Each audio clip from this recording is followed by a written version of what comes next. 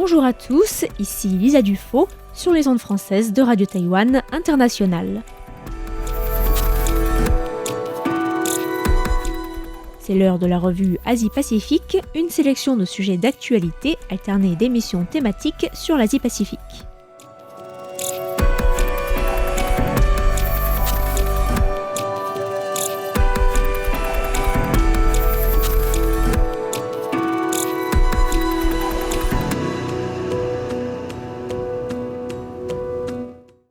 Bonjour à tous et bienvenue dans la revue Asie-Pacifique de cette semaine. Dans la revue de presse de ce mardi 27 janvier, je vous propose tout d'abord de revenir sur les élections générales au Myanmar, où semble déjà se dessiner une victoire du parti pro-junte. Nous irons ensuite au Japon pour évoquer d'autres élections qui auront lieu dans à peine 2 semaines, puisque la première ministre Sanae Takaichi a annoncé la dissolution de la Chambre des représentants, la chambre basse de la diète japonaise, 3 mois seulement après avoir formé son gouvernement. Chine ensuite, où nous évoquerons le déclin de la natalité et de la population en revenant sur les récentes statistiques publiées par les autorités chinoises. Et enfin, nous finirons ce petit tour de l'Asie-Pacifique dans l'archipel des Tokelau, puisque le gouvernement de la Nouvelle-Zélande, dont dépend ce petit territoire du Pacifique, a récemment annoncé l'abandon du projet d'aéroport après 5 ans d'études et de conception. Le Parti de la Solidarité et du Développement de l'Union, le PSDU, parti proche de la junte militaire birmane, a revendiqué hier la victoire aux élections législatives organisées en 3 phases et dont la dernière s'est tenue dimanche. Il s'agissait du premier scrutin organisé depuis les élections de novembre 2020 qui ont vu la victoire de la coalition menée par la Ligue nationale pour la démocratie d'Aung San Suu Kyi, renversée peu de temps après par le coup d'État militaire du 1er février 2021. Ce nouveau scrutin a été présenté par la junte militaire comme un retour à la démocratie, mais s'est déroulé dans un contexte marqué par l'absence de la liberté de la presse ou d'un véritable multipartisme. La Ligue nationale pour la démocratie et 39 autres partis ayant été dissous depuis l'entrée en vigueur d'une loi électorale imposant la réinscription à tous les partis politiques. C'est aussi un contexte de guerre civile dans un pays où l'armée est loin de contrôler l'ensemble du territoire. Le PSDU, en tête selon des résultats préliminaires prévisibles, est un parti d'anciens militaires fondé en 2010 et soutenu par l'armée, qui est dirigé depuis 2022 par Kin Hee, nommé par le général Min Aung Hlaing, commandant en chef de l'armée. L'opposition estime donc que ce scrutin est une farce visant à légitimer le pouvoir militaire en place depuis le coup d'État de février 2021. L'AFP a cité un haut responsable du PSDU qui a déclaré sous condition d'anonymat que son parti avait déjà remporté la majorité. La première phase du scrutin a en effet vu le parti remporter 88% des sièges de la Chambre basse et des résultats officiels sont attendus plus tard dans la semaine. Les députés devront ensuite élire un président lorsque la nouvelle session parlementaire aura été inaugurée en mars prochain. L'ASEAN, l'Association des Nations de l'Asie du Sud-Est, a refusé d'envoyer des observateurs électoraux sur place malgré une demande de la junte birmane et a déclaré mardi dernier qu'elle ne reconnaîtrait pas le résultat de l'élection. Tom Andrews, rapporteur spécial sur la situation des droits de l'homme en Birmanie, a qualifié les élections de bidon, accusant la junte d'avoir interdit les partis d'opposition crédibles, emprisonné des personnalités politiques populaires, muselé la presse, réduit à néant les libertés fondamentales et utilisé la peur et la coercition pour amener aux urnes un électorat réticent. Il a également souligné le fait que la plupart des pays ont reconnu, je cite, l'absurdité des manigances électorales de la junte et que ceux qui reconnaîtraient les résultats se rendraient complices de la junte. La première ministre japonaise Sanae Takaichi a dissous vendredi la chambre basse de la diète, le parlement japonais, entraînant l'organisation d'élections anticipées le 8 février prochain, des élections qui seront précédées de la plus courte campagne électorale, 16 jours, de l'histoire de l'après-guerre au Japon. Takaichi, qui a annoncé sa décision seulement 3 mois après avoir formé son gouvernement, avait déjà annoncé le 19 janvier son intention de dissoudre la Chambre au début de la session parlementaire, promettant une transformation majeure de politiques clés fondamentales pour le pays, en commençant par une politique économique et fiscale complètement nouvelle. La première ministre a justifié sa décision en indiquant que l'accord de coalition, signé avec le Parti japonais de l'innovation, Ishin, le nouvel allié du Parti libéral-démocrate au pouvoir, contenait des politiques qui n'avaient pas été inscrites dans le programme électoral du scrutin de 2024, nécessitant ainsi d'obtenir l'approbation de la population. Le PLD cherche donc à obtenir la majorité de sa coalition au sein de la Chambre, à savoir 233 sièges sur 465 au total, contre seulement 232 aujourd'hui, dont 197 pour le PLD et 35 pour le Parti de l'Innovation. Le secrétaire général du PLD, Shunichi Suzuki, a affirmé que le scrutin était nécessaire pour restaurer la stabilité politique et assurer la majorité pour la coalition gouvernementale.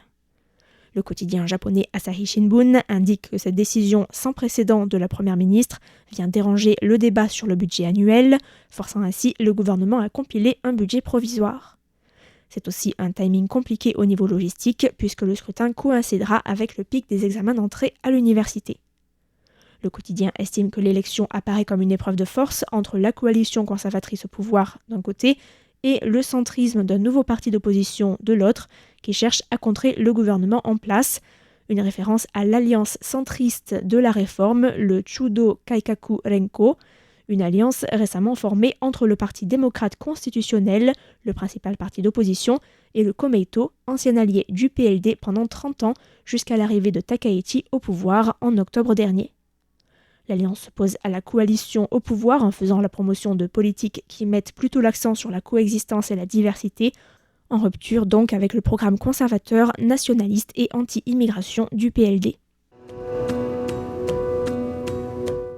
Le taux de natalité en Chine continue de chuter rapidement, atteignant les 5,63 naissances pour 1000 personnes en 2025, contre 6,77 pour 1000 personnes en 2024, selon les nouveaux chiffres du Bureau national des statistiques de la Chine.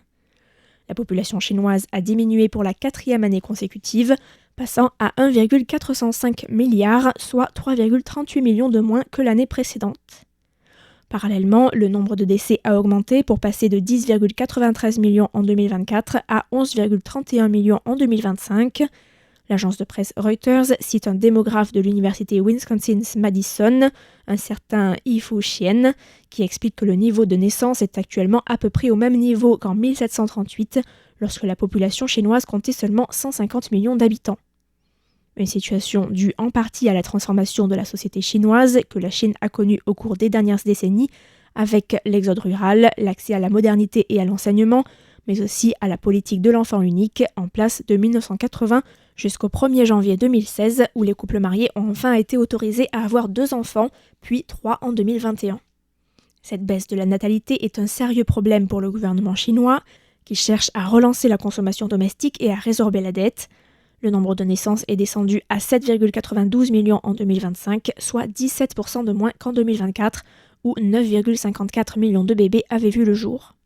Le nombre de mariages, étroitement corrélé aux naissances en Chine, a aussi chuté en 2024, passant de 7,68 millions en 2023 à 6,1 millions en 2024. Parmi les mesures prises pour faire face au déclin de la natalité, l'autorisation en mai 2025 pour les couples de se marier en dehors de leur lieu de résidence, ou encore la mise en place de subventions à la garde d'enfants avec des bonus de 3 600 yuan, soit plus de 430 € par an et par enfant jusqu'à 3 ans. Et aussi entrée en vigueur début janvier, une mesure beaucoup plus controversée qui concerne les préservatifs et autres moyens de contraception, qui ne sont désormais plus exonérés des 13% de taxes en place jusqu'à présent, une mesure très critiquée notamment pour les risques sanitaires qu'elle entraîne. Cité par l'agence de presse taïwanaise CNA, le démographe chinois Liang Zhongtong, ex-vice-président de la faculté de sciences sociales de l'université de Shanxi et ex-membre expert de la Commission nationale de la population et de la planification familiale de 1988 à 2008, estime que la population réelle chinoise est bien inférieure à celle officiellement recensée en raison d'ajustements des données pratiquées depuis l'an 2000. Le démographe explique que vers l'an 2000, l'exode rural massif a entraîné une modification profonde de la structure sociale et provoqué une baisse de la natalité.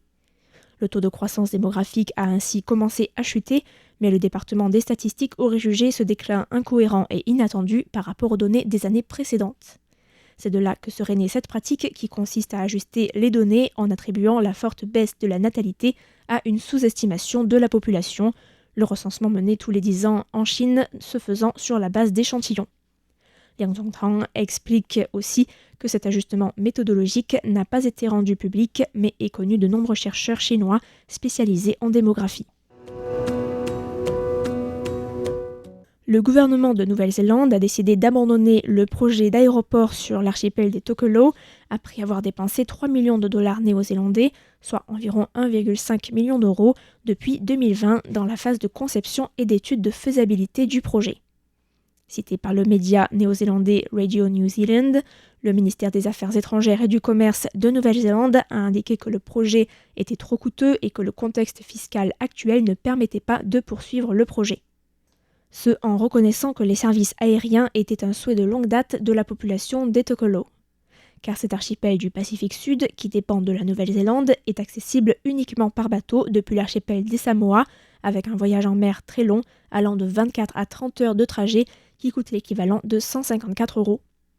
Le projet consistait en un unique terminal avec une piste d'atterrissage de 800 mètres de long sur 30 mètres de large sur Nukunonu, le plus grand des 3 atolls qui composent l'archipel et qui compte une superficie totale d'à peine 5,5 km² pour une population de 531 habitants selon le recensement de 2019. L'accessibilité de l'archipel est une question de longue date pour ses quelques 2600 habitants, mais aussi et surtout pour les près de 10 000 citoyens qui vivent en Nouvelle-Zélande et pour qui il est difficile de rentrer chez eux. Mais Radio New Zealand cite aussi un ancien président de la Wellington Tokelau Association, un certain John Teao, qui est lui content de voir le projet abandonné car il estime qu'il n'y a pas assez de terre pour accueillir une piste d'atterrissage et qu'il vaudrait mieux investir cet argent dans l'amélioration du système de transport par bateau.